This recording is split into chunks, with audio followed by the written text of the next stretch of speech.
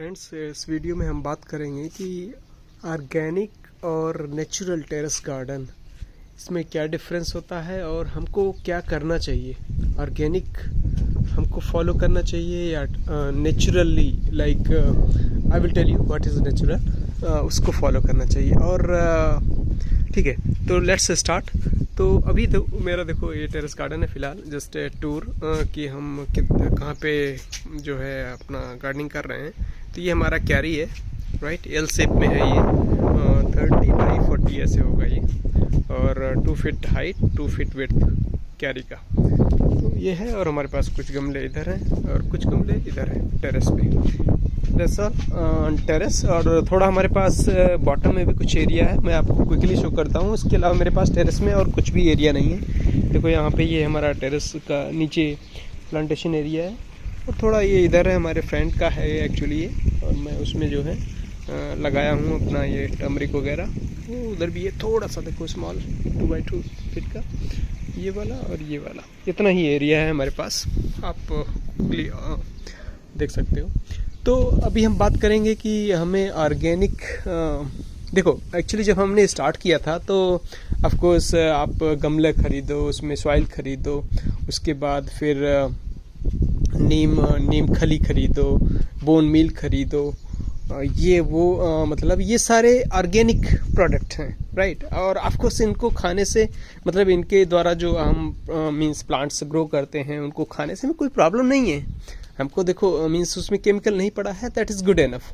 Consumer के as a consumer हमारे लिए ओके है, फूड तो ओके है, बट द पॉइंट इज़ आप जो ग्रो करने में लगा रहे हो, इनपुट दे रहे हो, वो इनपुट का कॉस्ट क्या है। सपोज़ करो आपने टोमेटो एक ग्रो किया एक गमले में, सपोज़ करो, ठीक है, और उसमें आपने जो है बोन मील डाला, नीम खली डाला, नीम ऑयल स्प्रे किया, तो ये सब जो आप कॉस्ट लगा रहे हो, और गमले में निकलेगा कितना टोमेटो, मे बी 10-20, और बहुत अच्छा निकल गया तो चलो ठीक है, मीन्स 30 निकल गया।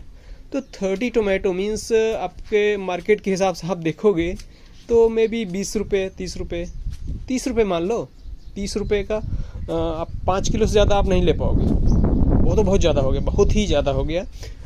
एंड 5 किलो देखो लेने को ले लोगे, लेकिन उसमें इतना इनपुट डालना पड़ेगा आपको, इतना पोटेशियम, मैग्नीशियम, कैल्शियम, ये वो मार्केट से आपको क्या क्या ला के डालना पड़ेगा, राइट। तो आपका इनपुट बहुत ज़्यादा हो जाएगा, और आपको जो मिलेगा उसका वैल्यू, वर्थ, मीन्स आपने जो अपना एफर्ट डाला, मनी डाला, उसका जो आउटपुट आया वो कम ही रहेगा। तो ये है organic farming, right, organic terrace gardening, whatever you can say. जहाँ पे ऑर्गेनिक मतलब आता है, तो आपका देखो फार्मर का, I am considering like terrace gardener as a farmer, right. तो टेरेस गार्डनर का जो इनपुट गया वो बहुत ज़्यादा जाता है। तो अब इसको रिड्यूस कैसे करना है। अब रिड्यूस करने के लिए, जैसे अभी आप, हमने एक्चुअली मेरा अपना थोड़ा एक बैक स्टोरी बताता हूँ कि मैंने भी ऑर्गेनिक गार्डनिंग ऐसे स्टार्ट करा, और ऐसा हमने पॉट ख़रीदा, फिर सॉइल ख़रीदा, सॉइल के साथ वर्मी कंपोस्ट, ये वो ऐसा जो है, तो बहुत सारी चीज़ें हमने ये फॉलो करी। तो मुझे, और उसके बाद जब हमको हमारे फिर इंसेक्ट्स अटैक हो गए, तो उनके लिए ये स्प्रे जो है, नीम ऑयल स्प्रे डालो, उसके बाद उसमें जो है विनेगर डालो, सोप का सलूशन भी ये लोग रिकमेंड करते हैं ऑर्गेनिक टेरेस गार्डनिंग में, तो जबकि सोप केमिकल है, राइट। विनेगर कौन सा बड़ा, मीन्स वो सिरका जो है ये भी बहुत सिंथेटिक होता है, राइट। तो उसको भी हम थोड़ा केमिकल टाइप का ही हो जाता है वो, राइट। तो उसको भी नहीं मीन्स रिकमेंड करते हैं। तो ये विनेगर हमको यहाँ सिटी में फ्री तो मिलता नहीं है, आप, राइट, आपको खरीदना ही पड़ेगा। बोतल आप लेने जाओगे, एप्पल साइडर विनेगर आप 300 रुपीज़ लीटर, लो हो गया। जितने का आप सिरका लेके आए उतना का तो टोमेटो और ब्रिंजल आपका नहीं निकल पाएगा। तो that is big scam, right. और सबसे बड़ी प्रॉब्लम है कि आपका डालते रहोगे, जहाँ पे भी थोड़ा सा कमी हुई, ऑफकोर्स क्योंकि मार्केट से सब चीज़ खरीद के लेके आ रहे हो, तो आप पौधों को इतना नहीं दे पाओगे। मतलब अगर मतलब बहुत ज़्यादा दिक्कत होगी आपको देने में, क्योंकि देखो इसमें क्या चाहिए, एनपीके चाहिए। उसके बाद एनपीके के अलावा पौधों को जो NPK इज़ मेन न्यूट्रिएंट्स, उसके अलावा कैल्शियम, मैग्नीशियम, आयरन, ये वो पता नहीं क्या क्या चाहिए होता है। तो ऑर्गेनिक फार्मिंग में क्या होता है कि एकदम माइन्यूट कंट्रोल, कि आपको इसमें कैल्शियम देना है। प्लांट्स, ये देखो टोमेटो है, टोमेटो में जो है ये थोड़ा ऊपर टॉप गलने लगा, ब्लैक होने लगा, हाँ कैल्शियम की डिफिशियंसी है, तो कैल्शियम ला के डालोगे मार्केट से। अब कैल्शियम कहाँ से लेके आओगे? मार्केट से जाके लाओ, हाँ बोन मील उसकी जगह पे डालो, नीम खली डालो, ये डालो वो डालो।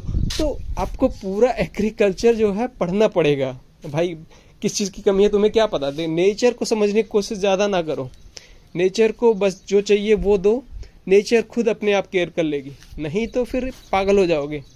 नेचर को कैसे पूरा NPK, उसके बाद ये बहुत सारे जो न्यूट्रिएंट्स हैं उनको के लिए आपको बहुत ज़्यादा लर्निंग करनी पड़ेगी। ये है ऑर्गेनिक गार्डनिंग।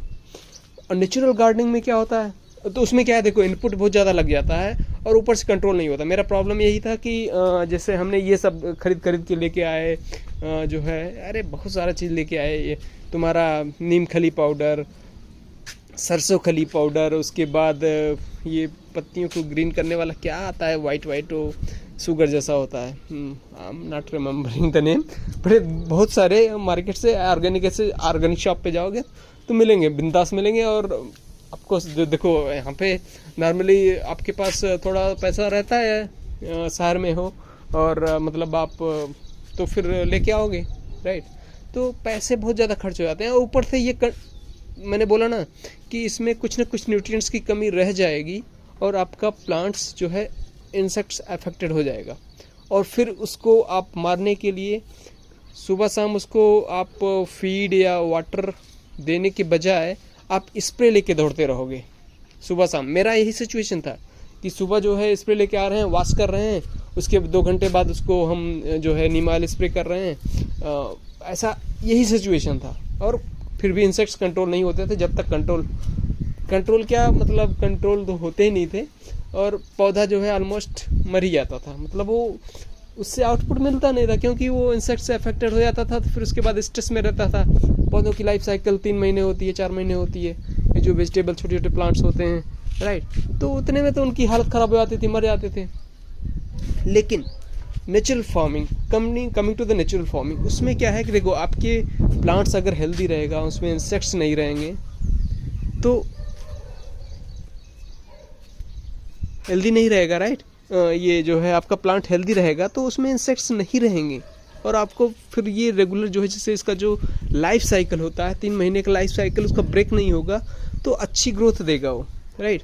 तो अभी देखो मैं पिछले कुछ 6 महीनों से समझो मैं नेचुरल गार्डनिंग स्टार्ट किया हूँ, क्योंकि मैं नेचुरल फार्मिंग अपने विलेज में स्टार्ट किया और हमने बहुत सारा लर्निंग किया जो है मीन्स मैं आकाश चौरसिया जी वो ऑर्गेनिक फार्मिंग फॉलो करते हैं, वहाँ पे गया। मुझे नहीं पता था तब कि नेचुरल फार्मिंग भी होता है कुछ, तो आकाश चौरसिया जी से फंडामेंटल सीखा। देखो फंडामेंटल दोनों को सेम है, पौधों को क्या चाहिए क्या नहीं चाहिए। तो ऑर्गेनिक फार्मिंग में तुमको बहुत सारा पूरा एग्रीकल्चर टॉपिक से बताए जाएंगे। तो वहाँ पे हमने बहुत सारा चीज़ सीखा, मल्टी लेयर सीखा, बहुत सारे कॉन्सेप्ट सीखे और अच्छे हैं, ऐसा नहीं है। लेकिन उसमें देखो ऑर्गेनिक फार्मिंग में उन्होंने हमको क्या बताया कि आप जो है वर्मी कंपोस्ट कैसे बनाओ, राइट। घर पे कैसे बना लो वर्मी कंपोस्ट। अब जैसे तुम वर्मी कंपोस्ट बना लिए, वर्मी कंपोस्ट ला के डालोगे इसमें, हाँ वर्मी कंपोस्ट ला के डालोगे, फिर से वर्मी कंपोस्ट बनाओगे। यहाँ पे टेरेस पे तो चलो ठीक है, बहुत दिक्कत होगी। ये तो तुमने घर पे तो बना लिया, यहाँ पे गोबर कहाँ से लेके आओगे? ऊपर से उसमें बनाने के लिए रॉक फास्फेट ये वो, भाई ये तो बहुत कहानी हो गई। हाँ अब तुम जो है वर्मी कंपोस्ट बनाने के लिए मार्केट से तुम डिपेंडेंसी तुम्हारी फिर से क्रिएट हो गई। मार्केट से नहीं लाना है। नेचुरल फार्मिंग का मेन फंडा यही है कि मार्केट से कुछ भी नहीं लाना है, या मिनिमल मतलब जैसे अभी ये आप गमला है तो गमला तो भाई आपको छत पे लाना पड़ेगा, 20 सीड तो इनिशियली लाना पड़ेगा। एक बार यहाँ पे देखो अब हो सकता है आप 10 गमले हैं तो 10 गमले में आप सीड्स के लिए नहीं छोड़ सकते ना, मे बी इनिशियली एटलीस्ट। तो देखो शुरू में लाना पड़ेगा या मिनिमाइज करना पड़ेगा, मिनिमल एज पॉसिबल। तो देखो ऑर्गेनिक फार्मिंग में ये हमने सीखा। उसके बाद हम जो है संकल्प शर्मा नेचुरल फार्मिंग, आप नेचुरल फार्मिंग मेड इजी करके यूट्यूब पे आपको मिलता है, तो उनका हमने ज्वाइन किया session. natural farming made easy, और that was about natural farming. How to do natural farming, what is the advantage? तो देखो natural farming में क्या है कि आपको instead of putting the vermi compost in the soil, यहाँ पे हम लेके आएंगे वर्म को, लेके आएंगे केचुए को, लेके आएंगे इसके अंदर. तो केचुआ लाएगा, खुद से पॉटी करेगा, यहीं पे वर्मी कंपोस्ट बन गया. राइट भाई, केचुए को हम बाहर से दूसरी जगह पे उसका पॉटी इकट्ठा करने से बजाय हम केचुआ ना डाल दें इसमें. तो ये है नेचुरल फार्मिंग. नेचुरल फार्मिंग, आप अपनी सॉइल को ही फर्टाइल बना दो, आप वहाँ पे उसको फैक्ट्री बना दो. यहाँ पे वर्मी कंपोस्ट का फैक्ट्री हो गया, यहाँ पे केचुए आ गए, बात खत्म. हम मतलब एक मे बी आप ये गमले में पॉसिबल नहीं कर पाओ, लेकिन होता है. देखो अभी हमारे यहाँ पे सॉइल में आ गए हैं, केचुए हैं इसमें. लेकिन मैं जनरली, अगर आप फार्मिंग में हो तब तो फिर डेफिनेटली नेचुरल फार्मिंग ही बेटर ऑप्शन है. नहीं तो आप पगला जाओगे. तुम्हारा ये केमिकल फार्मिंग से भी ज़्यादा डेंजरस है ऑर्गेनिक फार्मिंग, क्योंकि आपको इतना इनपुट डालना पड़ेगा, इतना कॉस्ट हो जाएगा कि आप उससे आउटपुट उतना ले ही नहीं पाओगे. ठीक है, तो अभी देखो नेचुरल फार्मिंग में क्या है कि आपको इनपुट जो है पूरा नेचर के हिसाब से चलना है, जंगल मॉडल फॉलो करना है. जंगल मॉडल मतलब क्या है? जंगल मॉडल में जंगल में कोई स्प्रे करता है क्या? नहीं करता. कोई खाद डालता है क्या? नहीं डालता. तो फिर यहाँ पे आप बोलोगे कि इसमें कैसे हो सकता है, आपके छत पे कैसे हो सकता है ये सब चीज़ें.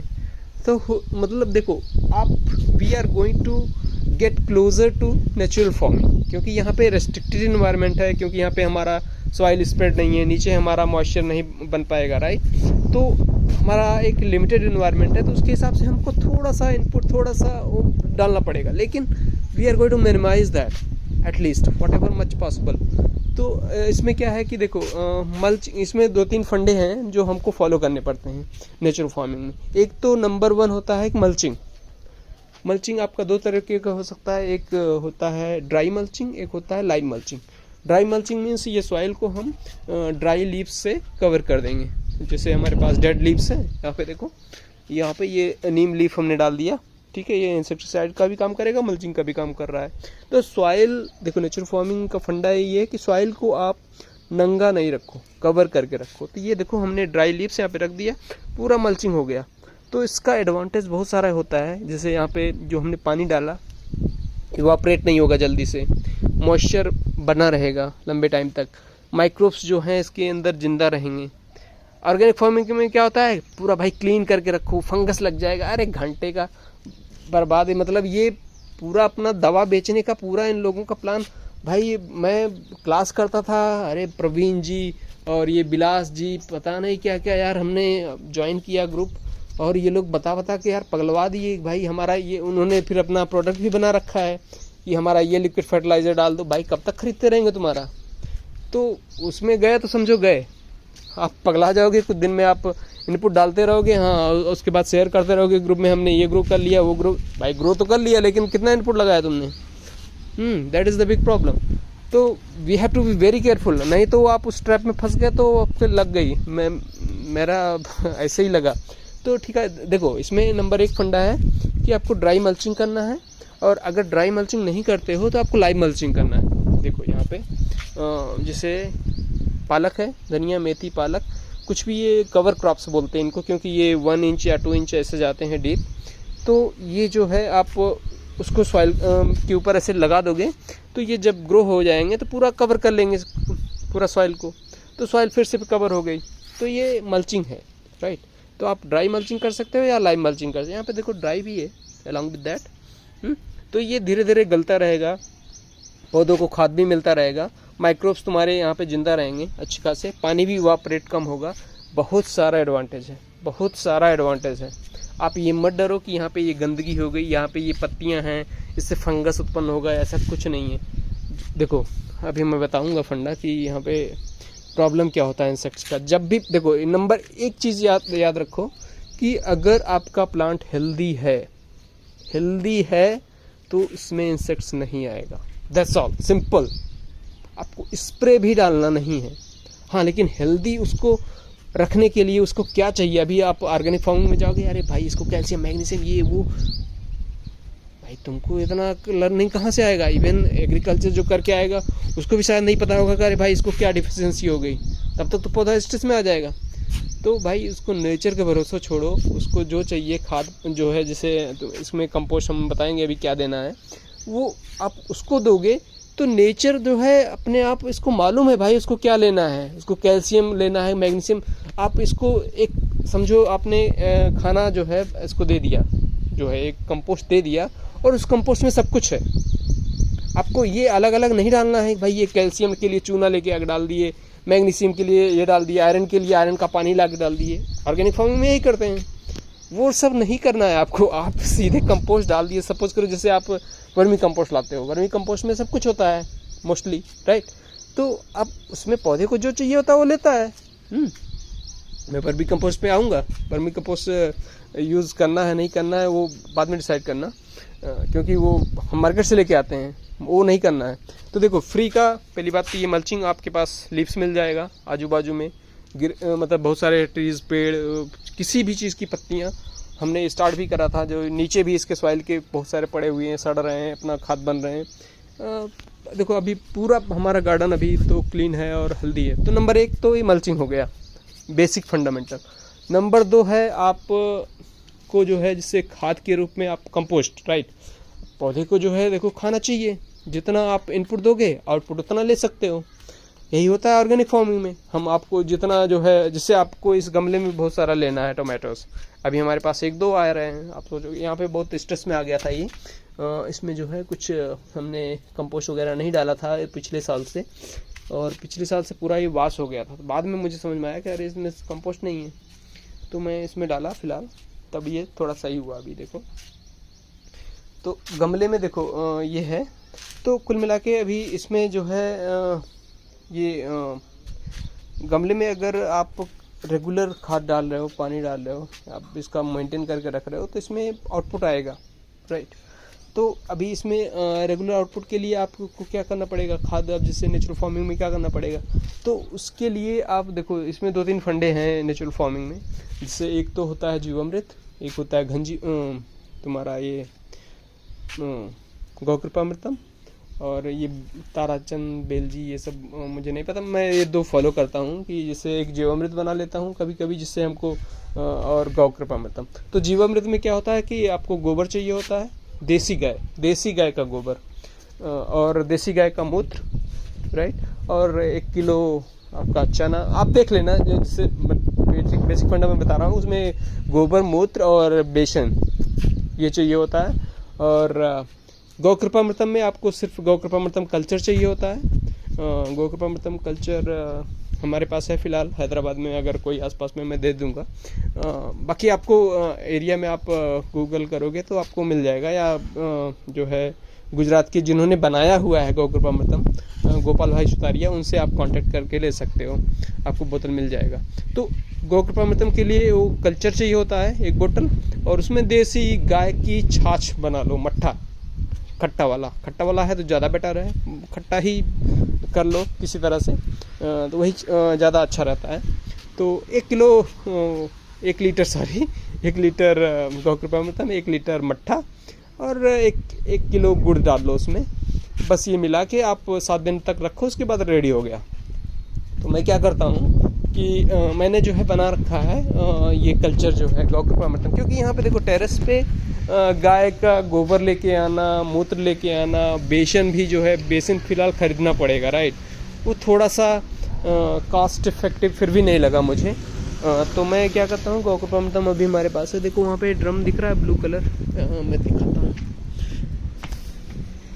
वो देखो एक ब्लू कलर का ड्रम है वहाँ पे, इसके ऊपर बकेट भी रखा हुआ है। तो वो बकेट में हमने गौकृपामृतम बना रखा है। 200 लीटर नहीं होगा वो, 100 लीटर का है वो फिलहाल, लेकिन मैं उसमें अपना लगभग 1 किलो का गुड़ और वही डाल के बना लेता हूँ गौकृपामृतम। तो मैं ये गौकृपामृतम इतना क्यों बोल रहा हूँ, क्योंकि पिछले 5-6 महीनों से ये काफ़ी इम्प्रेसिव मुझे लगा। मतलब उसको बस डालता हूँ, राइट, और मुझे कुछ भी, जैसे जो हम पहले स्ट्रगल करते थे बीन्स में, हमारे बीन्स देखो यहाँ पे, जैसे ही बीन्स फड़ना शुरू होता है, फ्लावरिंग आना शुरू होता है, इतने इंसेक्ट्स आते हैं भाई, धुलते धुलते आदमी पगला जाता है। ये हाल हो रही थी हमारी। लेकिन ये जब से डाल रहा हूँ, हर हफ्ते लगभग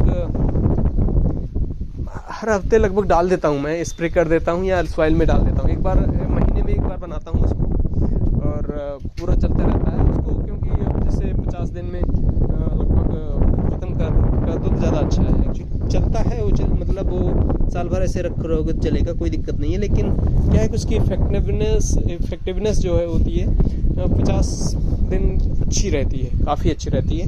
और जैसे जीवामृत है वो तो 7 डेज़ में ही, आपको 7 डेज़ में बहुत ज़्यादा इफेक्टिव रहता है, 10 डेज़ में थोड़ा इफेक्टिवनेस कम हो जाती है। तो ये है, आप इन दोनों में से कोई भी फॉलो करो जो आपके पास अवेलेबल है। आपके पास गाय, देसी गाय का गोबर और मूत्र मिल जा रहा है, आप जीवामृत वाला स्टेप फॉलो करो। उसमें देखो आपको, मैं भी देखो, मैंने बोला ना कि आपको कि मिनिमाइज करना है। टेरेस गार्डन में मैंने ये नहीं बोला कि आप एकदम ज़ीरो बजट कर सकते हो। देयर इज ए चांस कि आपका ज़ीरो बजट हो, आपको देसी गाय का गोबर और मूत्र जो है फ्री में मिल गया तो good and well and good है, नहीं मिला तो भाई देखो आपको खरीदना पड़ेगा। लेकिन वो आपका नीम ऑयल ये वो से 100 टाइम्स चीपर पड़ेगा। क्योंकि मैं यहाँ पे जैसे हमारे बगल में जो गौशाला है वहाँ पे जाता हूँ। अब गौशाला वाला गोबर के लिए 100 रुपये बोलता है बहुत ज़्यादा है उसका जो है रेट ही बहुत ज़्यादा उसने कर दिया है। अब टेरेस गार्डन में आप बोलोगे भाई यार 100 रुपये का गोबर अब क्या करोगे, देखो बट वो बेटर है, बेटर ऑप्शन। तुम्हारे ये जो स्प्रे लेके भागते रहते हो हर चीज़ के लिए, उसमें क्या डालना है क्या नहीं डालना है, ये वाली दिक्कत से आप बच जाओगे। और कॉस्ट उससे तो कम पड़ेगा, फिलहाल उससे तो 100 टाइम्स कम पड़ेगा।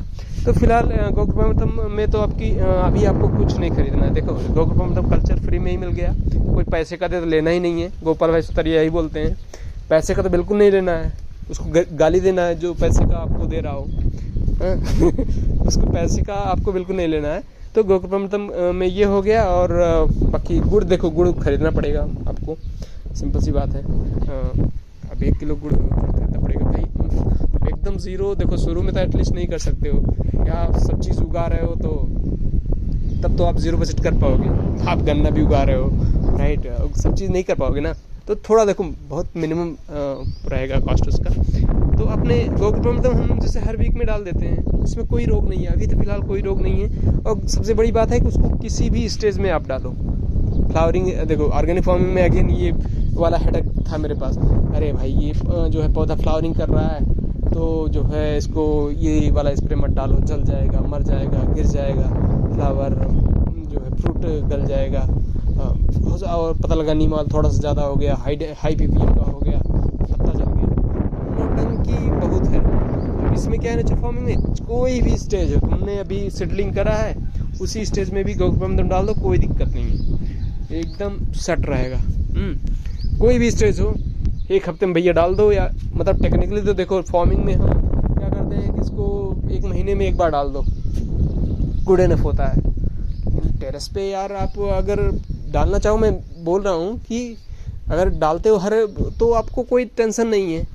1 महीने में डालते हो तब भी जो है कोई दिक्कत नहीं है, थोड़ा सा इंसेक्ट्स आना शुरू हो जाएंगे, क्योंकि इन्वायरमेंट उसका बनने मत दो। देखो इसमें जो ऑर्गेनिक या नेचुरल कोई भी हो, इसमें देखो हमारा मेन होता है कि प्रिवेंटिव चलना है, इसको इंसेक्ट्स आने से बचाना है, रोकना है। अगर आ गए तो ये मान के चलो कि तुम्हारे पास कंट्रोल नहीं है उसका, ये मान के चलो।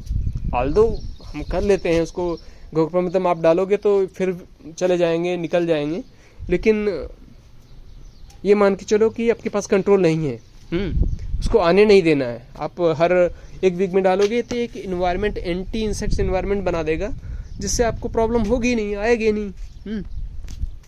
तो ये है।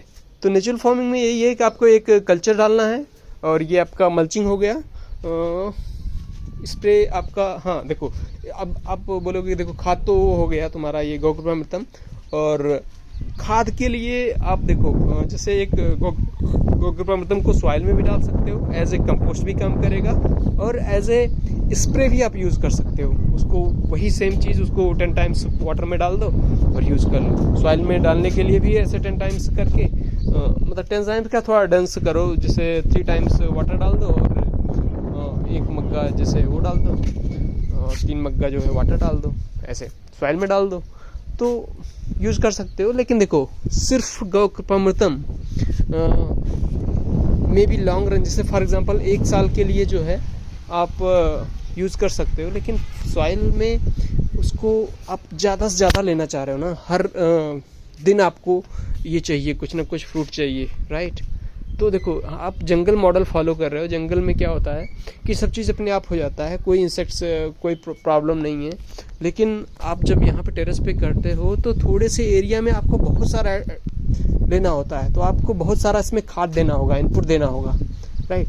तो अभी देखो गोकर्णमृतम हमने डाल दिया, वो क्या करता है कि पहली बात एक इंसेक्ट एंटी इंसेक्ट्स इन्वायरमेंट बना देता है, पौधों को माइक्रोब्स को एक्टिव करता है, ये सारा करता है। लेकिन उनको फूड जो है कहाँ से मिलेगा? फूड ये जो गलेगा इसको गलाएगा, राइट। ये जो अपने ड्राई मल्चिंग है उसमें उसको गलाएगा। ड्राई मल्चिंग नहीं करा हो तब कहाँ से क्या कैसे प्रोवाइड करेगा उनको फूड? हाँ, ये है सोचने की बात। तो उसके लिए फिर आपको देखो थोड़ा सा उसमें गोबर डालना पड़ेगा। फिर देखो मैं बोल रहा हूँ कि मतलब 1 साल में सिर्फ आपको 1 बार डालना है, 1 बार। ये नहीं कि आप हर प्लांटेशन में जो है आप गोबर लेके दौड़ पड़ रहे हो। तो यही फंडा है कि जैसे आपको 1 बार गोबर का खाद मिल गया, देसी गोबर का, ऊपर से वो वाला खाद लेके आओ जो ज़्यादा सन में एक्सपोज नहीं हो। That's very difficult thing, I understand that. आप हमको ऐसा कहीं शायद मार्केट में ऐसा जल्दी मिलेगा ही नहीं कि जो सन के अंदर एकदम डायरेक्टली मीन्स ओपन एरिया में ना रखा हो। तो बेसिकली वो बेकार हो जाता है, उसमें 50-90% तो ऐसे ही उड़ जाता है कार्बन उसका, राइट। वो बेकार ही हो जाता है। इसलिए मैं बोल रहा हूँ कि उसके भरोसे मत रहो आप ड्राई मल्चिंग करो, उस पर गोकर्णमृतम डालो, जितना हो सके उतना ड्राई मल्चिंग करते रहो और डालते रहो। आपका गोकर्णमृतम आपके घर पे ही बनाएगा। हाँ, जो अगर गोबर मिल जाता है तो भाई लेके आ जाओ, something is better than nothing type का। और लेकिन उसके लिए बहुत ज़्यादा अगर पैसा मांग रहा है तो बिल्कुल मत लो, क्योंकि बहुत ज़्यादा उतना फ़ायदेमंद नहीं है। हाँ, अगर अब देखो अगर सब कुछ ये बाहर से गोबर नहीं मिल पा रहा है और हमारे पास ड्राई मल्चिंग उतना, देखो ये बहुत स्लोली काम करता है, राइट। लेकिन आपको प्रोड्यूस फटाफट चाहिए, करेक्ट। तो भाई 1 आध बोरा लेके आ जाओ, जो है ये तुम्हारा कभी जब मतलब स्टार्टिंग में बात कर रहा हूँ, 1 आध बोरा आप वर्मी कंपोस्ट लेके आ जाओ उस टाइम। मैं रिकमेंड नहीं कर रहा हूँ, आपको रिड्यूस करना है, इवन यूज़ भी नहीं करना है। मे बी आपको जैसे बहुत ज़्यादा प्रोड्यूस चाहिए फटाफट और अच्छा खासा, राइट, तो थोड़ा कभी डाल दो। क्योंकि देखो जब तक आप शुरू में जब डालोगे, राइट, गोकर्णमृतम डालोगे, केचुए आएंगे, तो कुल मिला के ये 2-3 महीने तो शुरू में देखो केचुए तो स्टार्ट हो जाते हैं 15 दिन में।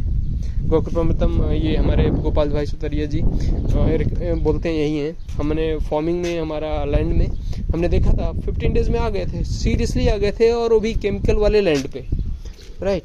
लेकिन अब इसमें जो है उतने अच्छे खासे उनकी क्वालिटी नहीं आ पाती। मैंने देखा अभी छोटे छोटे हैं, अभी मैंने 5-6 महीने हुआ, वो छोटे छोटे हैं अभी। हमको नहीं लगता वो कितना अच्छा मतलब वर्मी कंपोस्ट बनाएंगे अभी। तो इसलिए हमने शुरू में जो है 1 आध बोरा मंगा लिया था फिलहाल। तो लेकिन ज़रूरत नहीं है, क्योंकि लॉन्ग टर्म पे हम हमेशा जो है वर्मी कंपोस्ट नहीं मंगाने वाले हैं, कोई खाद नहीं मंगाने वाले हैं, ये सब नहीं करने वाले हैं। हाँ भाई, थोड़ा सा प्रोड्यूस कम हो चलेगा, लेकिन बाहर से ख़रीदना नहीं। क्योंकि देखो हम बाहर से हमने जो है इनपुट पैसा हमने कम कर दिया, तो हमारा प्रोड्यूस भी कम मिलेगा तो चलेगा। हाँ, हमको हमारे पास देखो इतने सारे तोरई लगे हुए हैं कि हम खा ही नहीं पाते इसको, तो हमारे पड़ोसियों को ही देना पड़ता है। तो हमको थोड़ा सा कम ही होगा तो कोई फ़र्क नहीं पड़ता है। हमको ज़रूरत नहीं है ज़्यादा, तो इसलिए हमारी ज़रूरत भर का जो है हमको इसमें मिलना चाहिए, और वो भी फ्री में। हमको पैसे उसमें नहीं लगाने हैं ज़्यादा। तो आप गोकर्णमृतम तो रखे रहो, अगर मिल जाता है तब खाद कंपोस्ट लेके आओ, गोबर लेके आओ, और उसको डालोगे, उसके ऊपर गोकर्णमृतम डालते रहोगे, खाद बनता रहेगा, कोई दिक्कत ही नहीं है।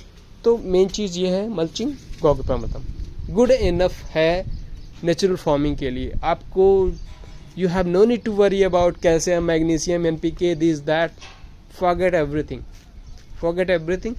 ये देखो इसमें मैं तो एकदम परेशान हो गया था कि हमारा इतने फंगस आते थे इसमें, हमारा एकदम वाइट ये पूरा आके कवर कर लेता था। तो मुझे लगा था कि हमारा सॉइल ही ख़त्म हो गया, और लेकिन इसमें देखो गोकर्णमृतम डाला और उसके बाद ये पूरा मिट्टी ही चेंज हो गई हमारी। ये जो भी जिंजर है इसमें सारे में हमारा अटैक हुआ रहता था, पूरा नीचे से पत्ते जल के वो पूरा प्लांट सड़ गया, जो है बहुत सारी दिक्कत। ये हमारे पालक में ये पीछे पता नहीं वो कैटरपिलर क्या आता है, वो खाता है और काला काला पूरा हग के एकदम बर्बाद कर देता है। इसमें ऐसे लगते थे। अभी भी देखो कुछ तो है बैठा हुआ है इसमें, लग रहा है। लेकिन अभी ये बहुत काफ़ी 2-3 टाइम्स हमने हार्वेस्ट कर लिया है, ये इसकी हालत ख़राब है।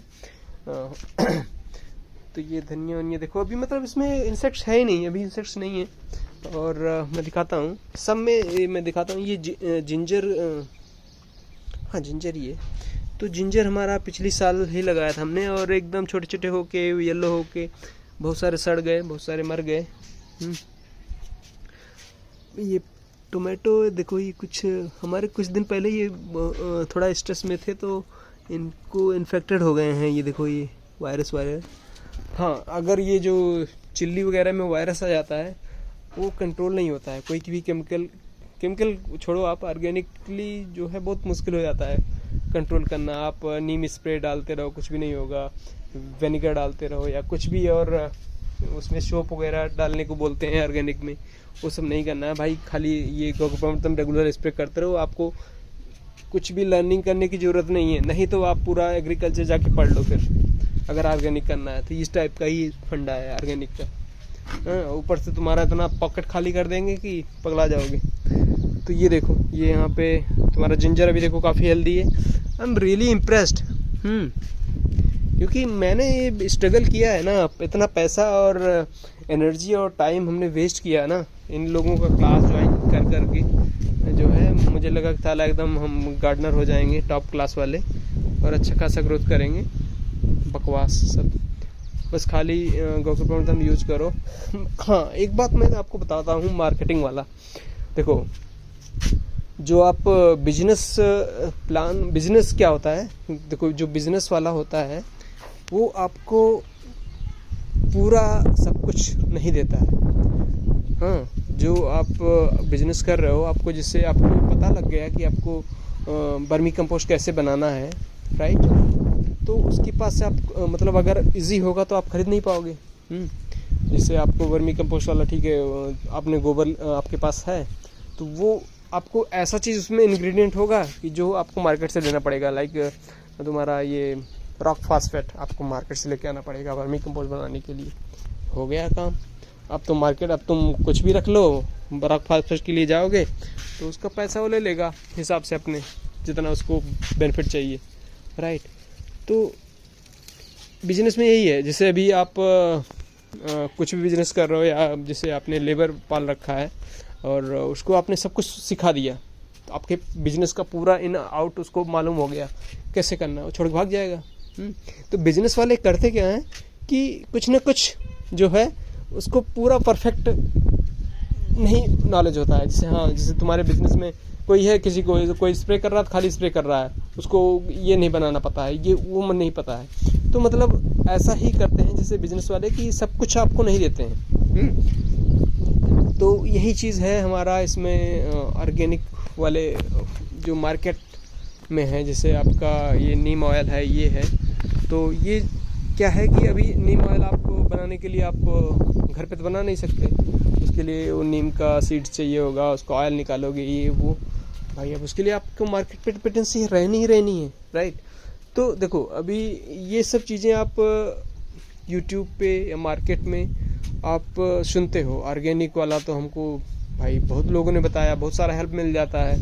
ये गोकृपामृतम, जीवामृत, ये नेचुरल फार्मिंग, नेचुरल गार्डनिंग, ये सब तो हमने ज़्यादा सुना ही नहीं। हाँ, सुनोगे कुछ कम लोगों से ही। देखो, सुनोगे इसको, देखो इसमें किसी का फ़ायदा नहीं है। जैसे हम आपको बताएंगे कि आप नेचुरल फार्मिंग कर लो, क्योंकि हमको तो कुछ बेचना नहीं है, इसलिए हम आपको बताएंगे। अगर हमको बेचना होता गोकृपामृतम, राइट, तब जो है हम इसका एडवर्टीजमेंट करते, राइट, तब जो है ये सबके पास जाता, सब हमारे पास मतलब हमारे मतलब माउथ टू माउथ ये, या हमारे जैसे तुम्हारा ये मार्केट में शॉप पे भी बिकता है ये। अब शॉप पे देखो ये फ्री का चीज़ है, शॉपकीपर कोई बेचेगा नहीं, वो दुकान खोल के बैठा है, उसको कुछ चाहिए, पैसा चाहिए। नीम ऑयल जो है दुकान वाला क्यों बेचेगा, मतलब नीम ऑयल ही बेचेगा ना, वो गोकृपामृतम तो बेचेगा नहीं, क्योंकि वो फ्री का बेचना है उसको। तो इसलिए इसकी पब्लिसिटी उतना नहीं है, इसलिए आपने इसको सुना नहीं होगा ज़्यादा, राइट। नीम ऑयल या जो है आपका बोन मील, ये वो ये सब चीज़ें पैसे से आप खरीदोगे, दुकानदार भी आपको बेचेगा, दुकानदार आपको सजेस्ट करेगा, राइट, क्योंकि आपके पास, आप उसके पास जाते रहोगे, खरीदते रहोगे, राइट। तो प्रॉब्लम यही है कि आप जिससे लोगों को पैसा मिलता है उसका मार्केट होता है, क्योंकि आप देखो पूरे इतने दुकानदार हैं, हाँ, वो आप उनके पास जाओगे तो आप वही बोलेंगे जो आप मार्केट से खरीदते हो, राइट। अगर आपको ये पता हो गया जीवामृत, घन जीवामृत और ये गौ कृपामृतम, तो उसकी तो शॉप बंद हो जाएगी ना। तो इसीलिए आपको ये चीज़ पता नहीं होगी मार्केट में।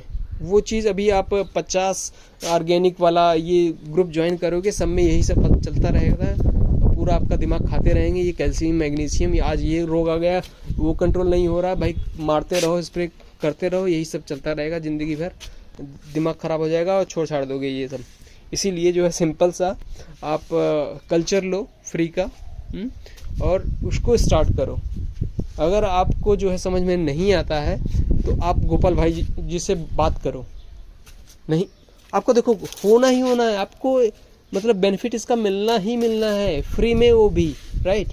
तो आपको, मैं इसका मार्केटिंग नहीं कर रहा हूँ, मुझे देखो कुछ मिलने नहीं वाला है, लेकिन मैं इतना इम्प्रेस्ड हो गया हूँ कि अगर आप गार्डनिंग कर रहे हो तो देखो you are contributing to the environment definitely. आपने इतने सारे प्लांट लगाए हुए, इतने सारे ऑक्सीजन, आप ये जो है कार्बन डाइऑक्साइड लेते हैं, ऑक्सीजन छोड़ते हैं, तो हम डायरेक्टली जो है इनडायरेक्टली हम एनवायरनमेंट को कंट्रीब्यूट कर रहे हैं, राइट। सबसे पहली बात है। दूसरी बात, हमको खाने के लिए भी मिल जा रहा है, वो भी फ्री का।